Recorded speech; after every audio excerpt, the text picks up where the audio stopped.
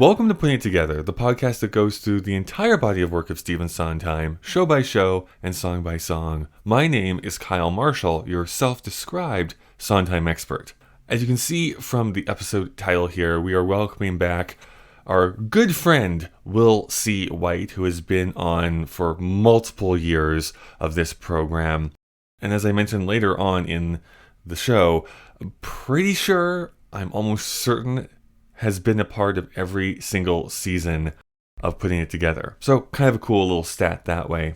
This is another one of those songs that has appeared all along the way of the gestation of this project. And I do think it is kind of fascinating to see which songs were able to survive multiple iterations as the show was continually worked on over a decade and a half, almost a decade and a half. There's not much else really to say here up front, so I will just again pitch that if you'd like to help support the show for absolutely free, you can give a rating and review on whatever app you listen to podcasts in. Because we are an independent podcast, it would mean so much if you could help monetarily, which help to grow and make the show better overall. That does go to myself, who's really the only person who works on these shows. So you can go over to our Patreon page. Please do not donate if it impacts you negatively financially, but that's patreon.com/puttingittogetherpodcast. All right, Will has been waiting in the wings here, so we might as well get started. William C. White, you come again. Kyle, such a pleasure to see you back in the swing of things. Great to have the podcast back. Quite a lengthy break, like 3 or 4 months longer than I had anticipated it being, but we're getting on the saddle here again. Somehow appropriate for setting up into this particular project this season of Roadshow. I just had to figure out. It took me 14 months to figure out how to talk about a 14-year gestating show. Yeah, right. I guess we can start there. Actually, I think, correct me if I'm wrong, you've been on every season, is that correct? Or is there any show that you did not talk about? Gosh, it's I don't know. It's been going on for such a long time. I've been on most of them, at least. Yeah, okay. And some special editions, too, that have been very fun, like movies and offshoots, projects and stuff. That's right. They've always been great. Yeah, I'm pretty confident to say, someone will have to fact check me, that you might hold the record there of being on every season. That would be a record that I would be very proud to hold. I genuinely mean that. So we come to Bounce/Roadshow. I don't know, maybe you have a different outlook on this. I think kind of like the forgotten Sondheim show in a weird way, even though it took so long and has this extensive history. But truly, I don't know if there's anyone who stumps for Roadshow or Bounce all that much, unless your name is Richard Kind. Yeah, not that I've seen. No, it really is. It's just so complicated, with the multiple versions and the multiple names, and did it ever really coalesce? And was it produced? Was it not produced? It's great that we have the recordings of Bounce and Roadshow. I think that you've made a very wise decision in sort of just scrapping wise guys from your approach to this particular project, because it's complicated enough as it is. You start talking about a bunch of cut songs that never really made it past the workshop phase, so a little bit more streamlined. I do want to get into your history with this show, but before we do, because we were talking a little bit beforehand, you've been doing some Sondheim research in the off season. Well, I've just been doing. So talk to me about this new biography that came out. Yeah, I've just been doing some for not research for any particular motivated reason, other than my pleasure. There's a new biography of Sondheim by Daniel Okrent. It's from the Jewish Lives series put out by Yale, and I wholeheartedly recommend this biography to all of the Sondheads out there, who all of the Putting It Together heads who are big fans here. I would say it is. It's a great biography for the newcomer, because it's pretty short, it's very readable, but I think it's also a great biography for those who are totally steeped in Sondheimiana and have read everything. I mean, I'm looking at my bookshelf right now. I've got every single Sondheim book that you can have. And yet, in this book, he was able to access a file, an audio file from the Columbia University Oral Histories Project, which Sondheim had said could not come out until after his death. And so there's a lot of revealing stuff in there. It's from 1982. He went back over the Meryl Seacrest interviews, which she has made available to researchers. And so he was able to pull out a few threads from there that had gone unexplored before. And just, this is the first biography really to come out after Sondheim's death. That's right. So there's just a lot more freedom. I mean, it's Sondheim always said that it was only appropriate to speak ill of the dead and not of the living. So I mean, this guy, I think that he was able to take that approach into account. So there are a lot of interesting things. Well, yeah, for your money, what are the 2 or 3 tidbits that were kind of new for you? Well, a lot of drug stuff, quite honestly. Like for example, I did not know that Into the Woods was fueled by cocaine. Okay. Apparently that, apparently Lapine was sort of on board when it started, but then he found out, he's like, I can't work like this. I can't be, snorting cocaine all the time and get this musical written. But so he got off the boat, but Sondheim just kept on it. Apparently Sondheim, before one of his going into sea, I think it was a revival of Merrily. He popped an ecstasy pill. Yeah, I mean, so it's I think we all knew that he was a real alcoholic and a pot fiend. Pot for sure. But I did not know that he was into this harder stuff. Apparently, he had a second heart attack that never went. He kept private. A fair more about his personal life, about his relationship with P.J. Jones, and his marriage to Jeff. I can't remember Jeff's last name. Romley, maybe. So yeah, all sorts of stuff. A reappraisal of his relationship with his parents, particularly with Foxy, and sort of some questions about what was true and what was lore that Sondheim put out there himself. Okay. So a highly, highly recommended book. Okay, interesting. Now I need to check this out. So yeah, that's great.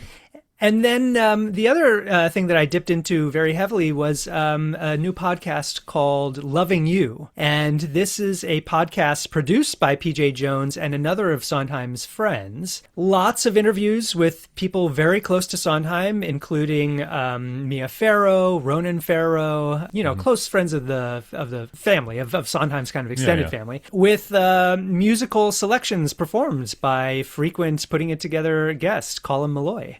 This is a British production, and this was also very fascinating. There's a 2-episode mini series where P.J. Jones just tells the story of their relationship, of their courtship and their kind of quasi marriage that they had for about 6 years. Really, really fascinating stuff. It gets, it's to use a British word, the tone is a little wet, I would say. It's a little maudlin. There's a lot of underscoring. They take the most kind of plaintive underscoring moments of Sondheim's output and they just kind of run it relentlessly throughout the whole thing. So you're always feeling sort of not morose, but just a little pulls on the heartstrings. But still, a great and amazing document. It's very cool that they did should have just used yakety sax the entire time. Yeah, right. They could have used the Benny Hill theme song. That's right. Would have been great.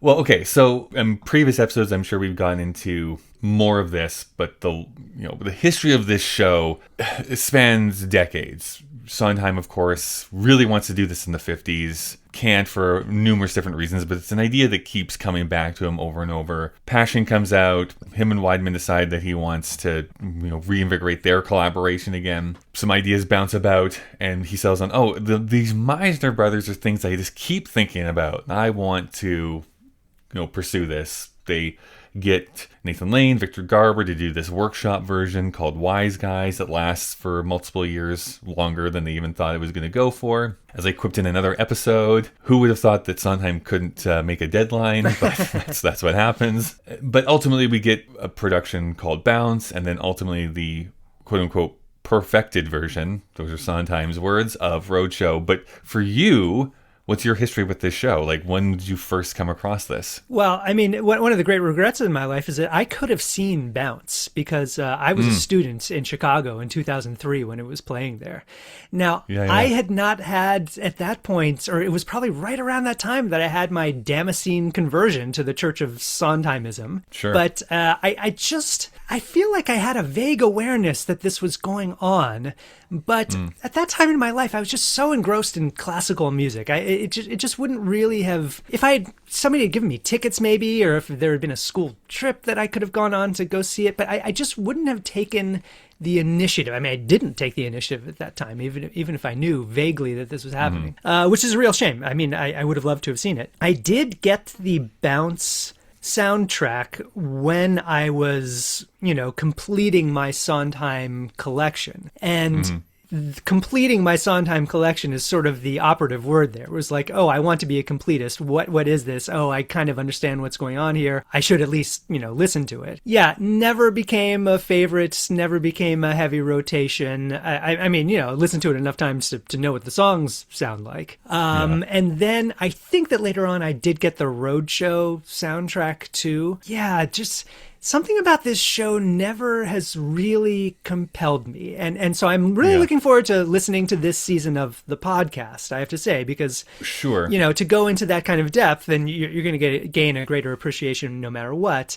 I don't know. There's something that seems a little superfluous about this show because of the existence of assassins sort of playing on the same kind of collage storytelling of America's history. I can't say I find either of the two main characters really something that I'm interested in, and something about the specific settings, like the gold rush in Colorado is where it is, right? I mean, that's the song that we're talking about today. No, they're in California first. Okay. And then they go up to the Klondike and then eventually Boca Raton. Yeah, and then Boca Raton just seems to me like a totally just unappealing setting for any thing. So, well, the weird thing about this is something that I brought up now a couple of times. The analogy that I'm doing is how I feel about most music biopics, which is like, you take someone who is interesting and made maybe some really, influential music or great music, but then you try and make their life fit into like a movie version. Yes. And then for me, at least, feels like I'm just checking boxes. And it's like, well, this isn't really a movie. Like, this is just like me I'd rather just watch a documentary then in this case, if that's what this is going to be. And it's kind of similar here where it feels like,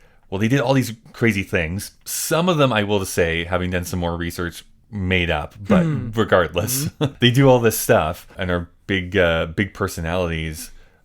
But yeah, what I keep coming back to is like, I just never feel like it coalesces to something that I find thematically interesting, but I think more damning is emotionally interesting. Like, that's kind of where I'm at. Right. Yeah, I think that's a really good point. I mean, one thing that I've been thinking about is just, as I've been thinking about the place of this show in Sondheim's output, I mean, he set a high bar for himself. And I think that he partially did it just out of his own intellectual curiosity to do something different with every project. For sure. Part of me thinks we've talked in the past on this show about the influence of classical music and musicians on his output. And, I can't point to any specific composers or pieces that influence this score, but just when I think about that kind of aesthetic project, I think that he really did get that from somebody like Igor Stravinsky, who wanted to reinvent himself with every project and sort of came up with a new style every decade. I would have to, because, Sondheim knew his Stravinsky up and down. So I would have to think that something like that was a little bit of an influence on him. I mean, of course, Rodgers and Hammerstein, each of their musicals had a new flavor to it as well. Sure. The other thing, too, this is sort of present in Here We Are as well, but I just think it's so pronounced in this score. It's really the only time where, instead of it feeling like natural to the show I'm watching, like when I'm watching Sweeney Todd, all of that music feels like, oh, this is Sweeney Todd. When I'm watching Into the Woods, like all of this is Into the Woods, etc., etc. And this is like, oh, that sounds like Assassins to me, or like, oh, that sounds like Company to me, or that sounds like this other Sondheim score, but it doesn't feel like, oh, this is Bounce, this is Roadshow. It's like, no, I feel like I can hear all of his other stuff in this show. I agree with you. And so I was thinking about this too. When it comes to Here We Are, I'm just much more charitable in my view towards that. Like, I think it's more interesting re-interpolations and reimaginings of his old things. Yeah. With Bounce, I don't know. There's sort of more of a staleness there. Look, he's a genius. I mean, everything that he does is great. Everything he touches sort of turns to gold, even if the shows don't work. I mean, look at Merrily. That's just sort of a perfect exemplar of that. So it's not like I don't enjoy this score. But somehow it doesn't seem to capture that certain Sondheim magic. Perfunctory was the word I was about to use, but it's not. I think what you would mention there before, it's not music I'm coming back to a lot. There's a couple of songs I will say I will go to bat for and champion from this, but mostly it's like I'm listening to this I think I'd rather be watching something else right now. That's kind of because I also don't think it's like a train wreck, terrible, bad. It's almost in a way worse than that, where it's it's completely forgettable for me, where it's just it's leaving my head as it is happening. Right. Does it fall into the sort of do I hear a waltz category? Sure. I certainly not at that level, but I'll be so interested to hear as this season goes along if you have any guests who come on and really go to bat for it. Sure. People who saw any of the original productions and really thought oh no, this is great. I think I'll have at least a couple people who have a really strong love for it, which is good. Good. Don't want to hear the same opinion every single time. If you had to, if you were super forced to pick Sophie's Choice style, you had to pick Bounce or Roadshow, is there one that you would say, I guess this one? No, I don't know enough to say that, quite honestly. I mean, I would just be judging it from the CDs, the soundtrack CDs. And in that case, I would pick Bounce just because I kind of like the sound of it better. I just like the way that it's recorded. I like the tempos a little bit. I mean, in the song that we're about to listen to, Gold, they're radically different. I mean, the Roadshow version is so much faster. And it's just, the sound is a little bit more brittle. I don't know. It feels a little bit more, comes to life a little bit more on Bounce. So, but Bounce is the one that's more in my ear. So, I mean, nobody should take that as any kind of an objective assessment. But I would imagine, know much better at this. Do you have an opinion about it? Well, this is where it becomes hard. My general thesis for this entire production is that I fully do not believe that Sondheim, Weidman, and then whoever director they were working with were trying to make the same show. I just think that they're completely off in their own impulses and trying to make it work, but they're not ever aligned with this is the show we're trying to make. So I think there's just this friction that's hitting up against it. So I say all that because I find Bounce to be closer to what Sondheim initially wanted, which was a little bit of a light, comedic jaunt through American history. Right. And Roadshow is a much more somber, dramatic look at these two brothers' relationships as it kind of falls apart. So while it's kind of similar, plot-wise, there is some major differences. There's a character that just does not exist in Roadshow that was brought in to Bounce as an example. So there's all this stuff that changes. To fully answer your question, I like probably the production of Roadshow more, but I actually like the setup of Bounce way better, so much better. Oh, how interesting! And I kind of wish that they were able to continue the light comedic throughput into Roadshow. That's just not ultimately what they ended on or landed on, but I think that was the right tone to strike.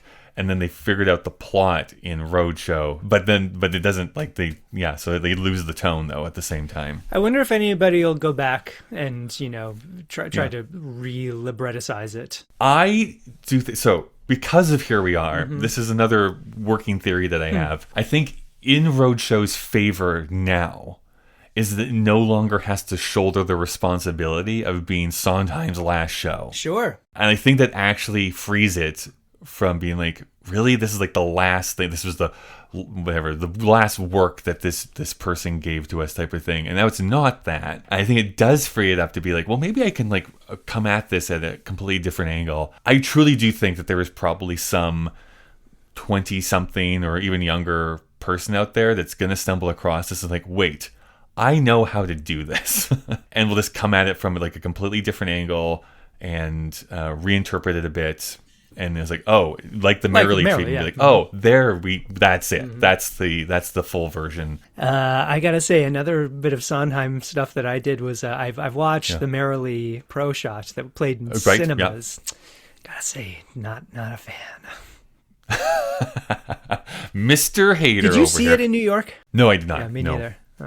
I saw the British Pro Shot, which is basically what they moved over to Broadway and then cast those famous people, Groff and Radcliffe and oh my gosh, what's her name? Lindsay Mendez. I mean, I've always been of this opinion of Merrily, which I got so much flack for, which is love the music. I still don't really love the plot of that show very much. I love listening to that score, though. That score is great. Yeah, the score slaps. What can you say? So we are coming here to a song, though, that holds a little bit of weight, I guess, in this score, because it's only one of a handful of songs that existed from the initial Wise Guys Workshop to the finished form. It exists in every single version of the show. So it's interesting that this is one of them. The song entitled Gold. As a bit of a setup here, actually, are you able to say like what has basically happened in the show up to this point? No, I'm truly not. Well, it's actually very easy because it's essentially the same thing in Bounce as in Roadshow, which is we have our opening song that essentially announces, hey, this is what our show is. And you've already heard me talk about how I don't quite think either of them really nail it, although I do prefer the Bounce version better. So just like, here we are, Mizner Brothers, this is what the show is. We then flash back to see the interaction of Addison and Wilson with their dying father, who tells them like to go out and grab their own opportunity, like follow that American dream. He then promptly dies, and then it's announced, oh, there's a gold rush up in the Klondike. That's basically what has happened in the show up until this point. So this prospector man just kind of appears in the background and kicks off this song, sort of thing. That's the other thing that Roadshow does. I mean, again, this does happen in Bounce, but it's more pronounced in Roadshow. But is this idea of like this purgatory space is where they're existing in, and they're kind of coming in and out of their biography, sort of thing, which is another, as a previous guest kind of pointed out, is a very Assassins thing. So I was just about to say the exact same thing. Yeah. Like to use this conceit a bit of that's where we're at here. Before we get into talking about lyrics, is there anything like musically that you want to bring up about this song that strikes you? No, there's not. I mean, it is retreading the same kind of Stephen Foster Americana of so much of the Assassin's score, and I don't think it's any of the worse for it. I mean, that's not my favorite genre of music, but in Sondheim's hands, it is. He's able to craft something really excellent out of it. I think that you got to say that this is an example of his filmic quality as a composer for the stage, because you've got these two scenes going on simultaneously and sort of intercutting in very just sort of rigorously creative and ways that you can't even seamless is the word that I'm looking for. Seamless ways. It's so clever in that regard. Given the fact that it's Sondheim, you can point to like 10 other songs where he does this, and it's equally, if not better. But I mean, he's such a master at this point that it's incredible. I will just point out too, I was gonna go through and try and notate exactly the inconsistencies here, and I was like, this is going to drive me fully crazy if I do this. In the book of Look, I Made a Hat, it's actually wrong who he says sings what sections. Really? I will just say that straight up right now. It's all the same words, but like stuff he attributes to Wilson is actually their mother, and sometimes vice versa and stuff like that. So it gets really convoluted here. So is that consistent throughout this whole chapter on I think honestly this might have been true in the, I forgot to go and re-listen to this because of the bootleg I do have. This might have been true in Wise Guys that Wilson sings this part, but it is not true in either Bounce or Roadshow. But also, if you actually go through this section of his book, it is so convoluted on how they notate it, because it's like he goes all through all four versions. So it's like, this song actually exists in this chapter back here, but then I changed this and this, and it's like, oh, I can't just see a full run through of the lyrics most of the time. You have to kind of flip back and forth and try and fill in the blanks. So this is what makes this show so hard to love. I mean, this show uses a term used advisedly. Well, okay, I know I'm delaying talking about this song. The other thing that I just find both, I guess, aggravating, but also kind of frees me in doing anything creative. It's like, oh, I guess people can still make these mistakes even though they're like decades into a career, because this show basically breaks like 7 of his cardinal rules. And it's like you really didn't see that this was going to be a problem. Anyways, I don't know. It's just like he constantly talks about, it's like, yeah, I should have like known that this was going to be a problem. Like, yeah, because you've mentioned this like multiple times through these books about not making this easy mistake. Regardless, so the prospector starts this off by saying, gold, yeah, bet your little titty boy. Gold, nuggets this thick. Gold. Go to Dawson City, boy, it isn't very pretty, but it's get rich quick. Found me a mother lode, weren't no trick. Want to find another lode, dig in any mountain, pan in any crick. All you need's a bucket and a shovel and a pick, and with a little bit of luck, it means you get rich quick. Gold! Gold! Bet your little titty boy. Gold! Gold! Nuggets this thick. Gold! Gold! Go to Dawson City, boys. It isn't very pretty, but it's get rich quick. They found gold in the Yukon. The Yukon? Where's the Yukon? Who cares? It's in Alaska. Found me a mother lode. Warrant no trick. Want to find another lode, dig in any mountain, pan in any creek. Grab yourself a bucket and a shovel and a pick, and with a little bit of luck, it means you get rich quick. It always throws me up. I don't know why bet your little titty boy just stands out so much to me. It's like, did I hear that right? And every time it's like, yeah, that's exactly what he says. Yeah, I agree. It's sort of an unappealing way to start this song. But yeah, I mean, it tells you the character of this prospector, the kind of interpolation of this little vernacular, like words like warrant, W-A-R-N apostrophe T, yeah, right. Crick like for Goofy creek, is speaking to me. So it does put you, it immediately establishes the time and place, so you can give it credit for that. And it's clever little rhymes, it's great.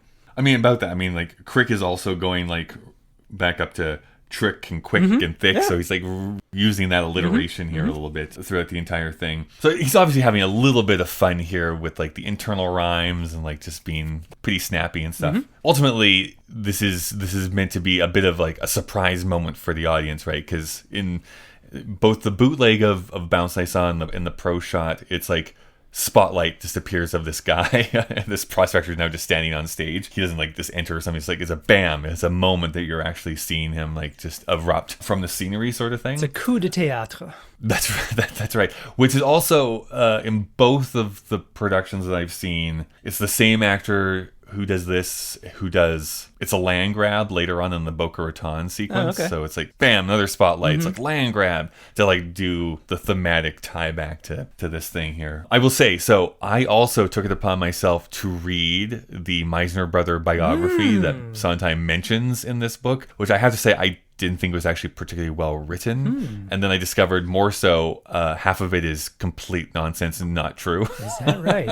Huh. Yeah. If people don't know, both of these brothers were essentially bullshitters, so they just made stories up for the most part. So I'm only bringing this up now because it's like they did go to the Klondike. All the stuff that they talk about up there, maybe not actually happened, but they say it did. But there's not a lot of evidence to support that that's actually what happened while they were up there. So this is the part where it says in the book it's Wilson, but it's actually their mother who says, "Haven't you been listening? Gold, sitting there and glistening. Gold just lying around. Gold dust glittering and littering the goddamn ground." And Addison is like, "I don't know about this." And Wilson goes, "Oh, come on, Addie. The two of us together, what fun. You and me against the world, Addie. You and me against the world. You and me together, weathering the weather, fording the crevasses." And then Addison says, "Freezing off our asses. We'll never make our fortune just by sitting on the porch and looking wistful when there are nuggets by the fistful."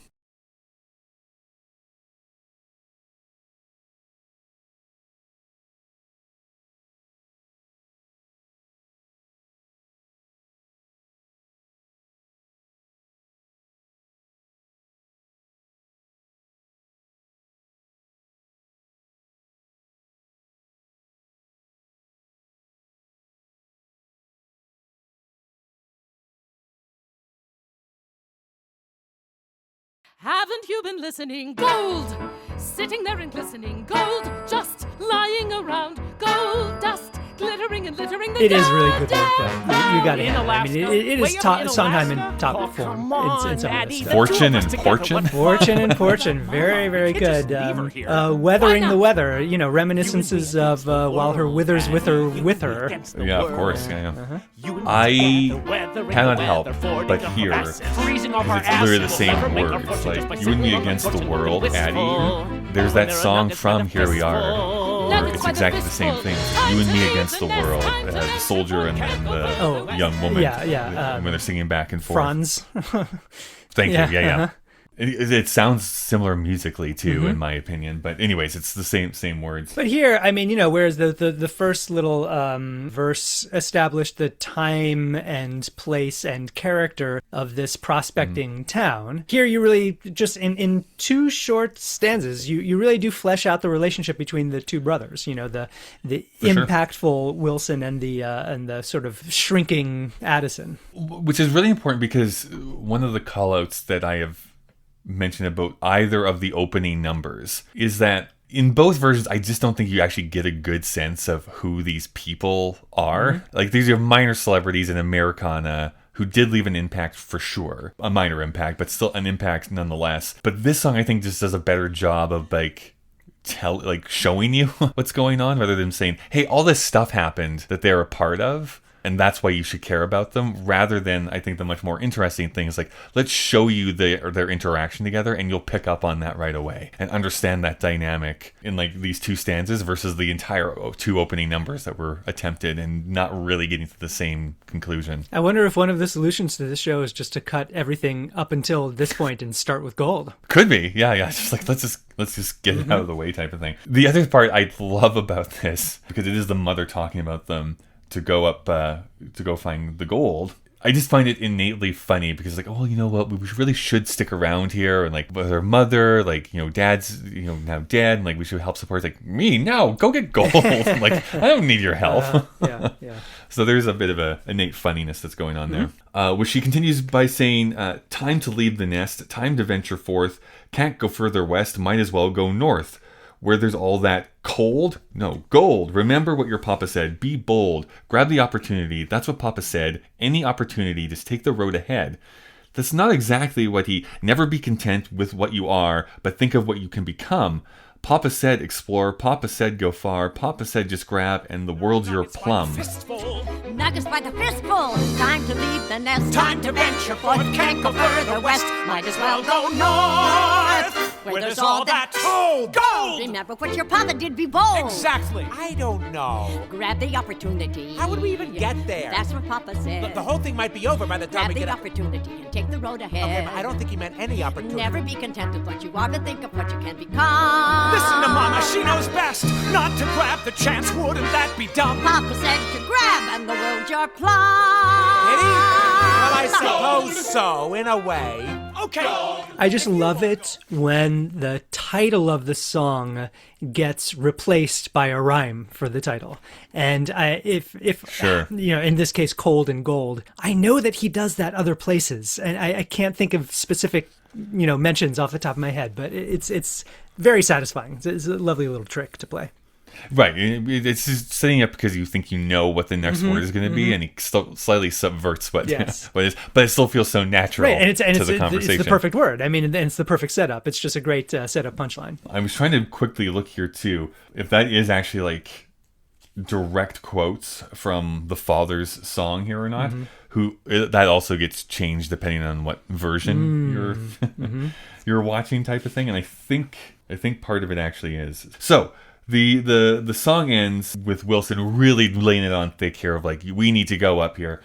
A century's beginning, gold will make it tick. A century of enterprise for you and me to lick. That's what Papa meant. You're gonna miss the big adventure. It's the dawning of the century of get rich quick. And Addison goes, of centuries beginning, gold will make it tick, a century of enterprise for you and me to lick. And then there's all this overlapping stuff that's going on, but essentially breaks down to, that's what Papa meant. You're right, we're on an adventure, just a shovel and a tent. You're right, we're ending our indenture as we're entering the century of get rich quick.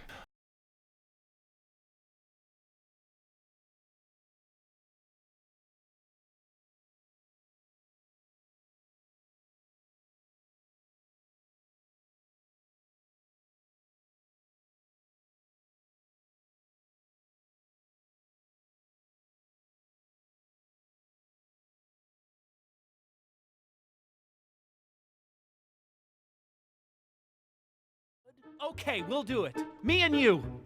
A century's beginning. Just the enjambment, isn't that what that's called? When he takes century and sort of is able to put that last syllable as the beginning of the next line, really, so that he can do his rhyme with adventure and adventure. Which is fun. Yeah, the lyrics are like so compact that I always find though you just have to make sure you're hitting that syllable right, century, right?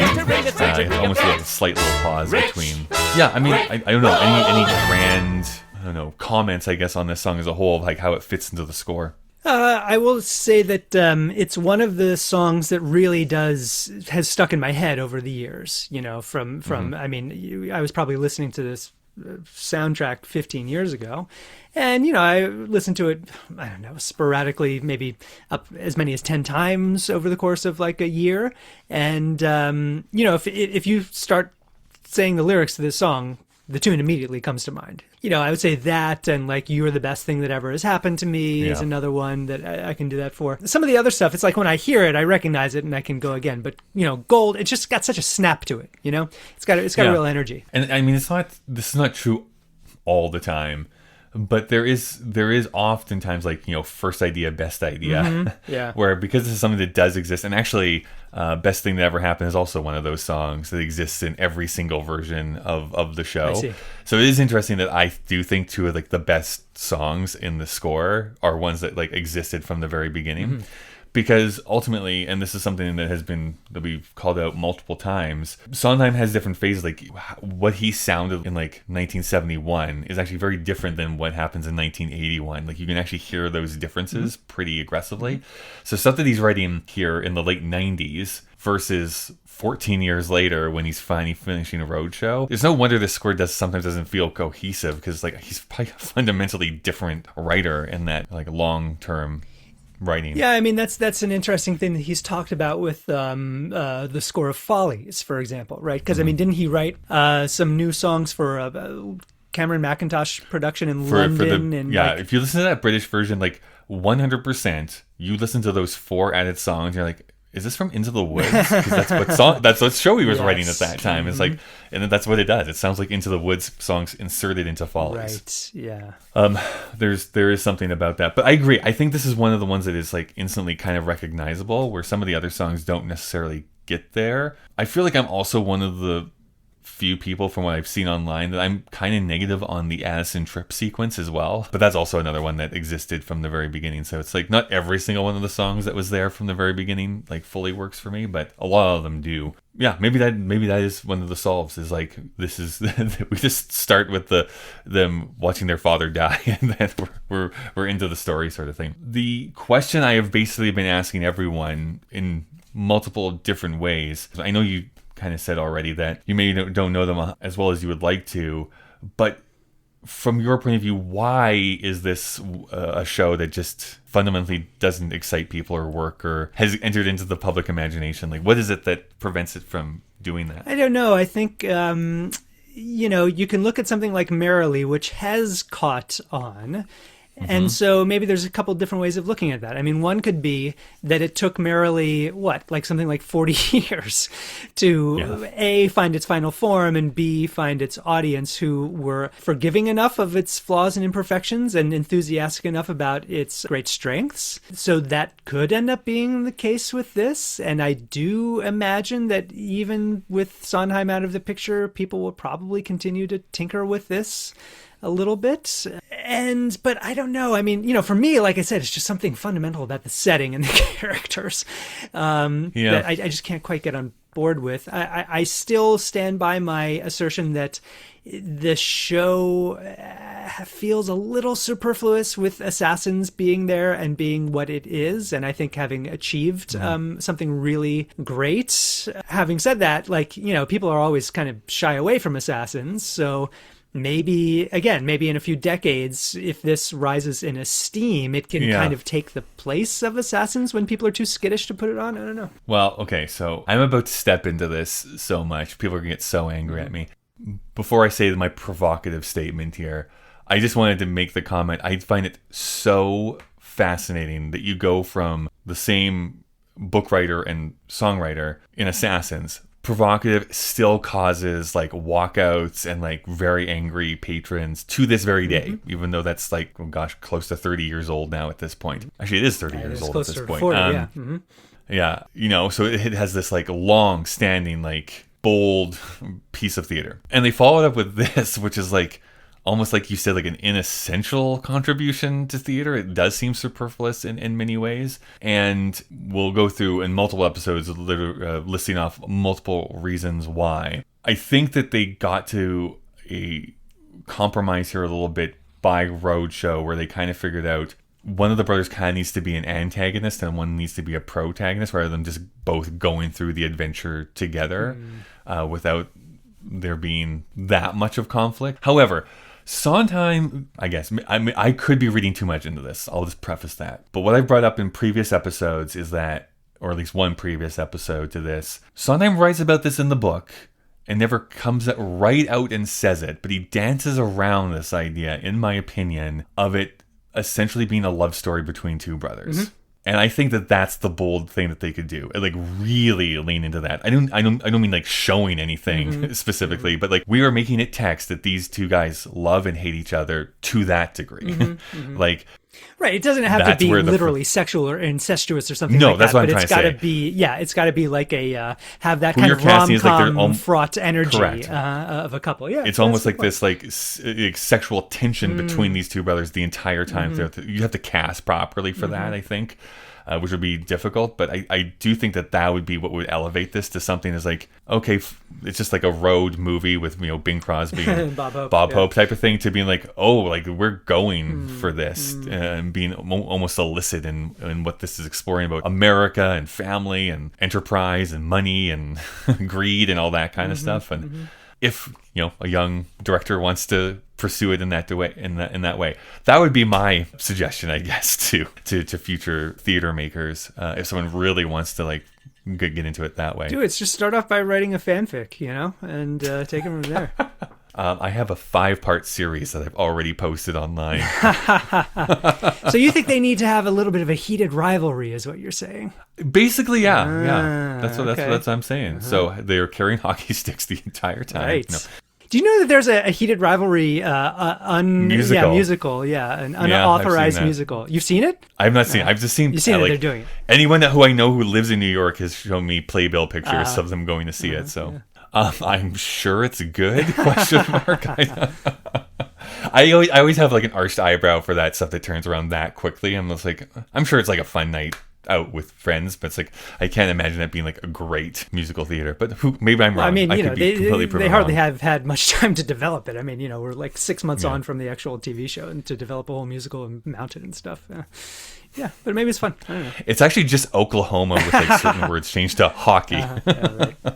All right, any final thoughts you have about Roadshow / Bounce? No, I mean, my final thought is just to say that, once again, I'm really looking forward to listening to this season of the podcast, so that, I can learn much more about it than I know now, which is relatively little, and hopefully gain a deeper appreciation of it. Well, I think you came on for a good episode. Like I said, this is I think one of the more memorable songs from the score. I definitely think that this is probably... Yeah, I would probably put this in like my top of the score of these songs. I think it's 21 episodes we're doing for this season. Anyways, it would probably be near the top of the list of songs that we have here. So it definitely stands out a bit. I will also admit to the fact that, am I choosing to come back and re-listen to most of this score? Probably not, is if I'm being honest with myself. So, Will, if people wanted to stay in contact with you, what are the ways to do so?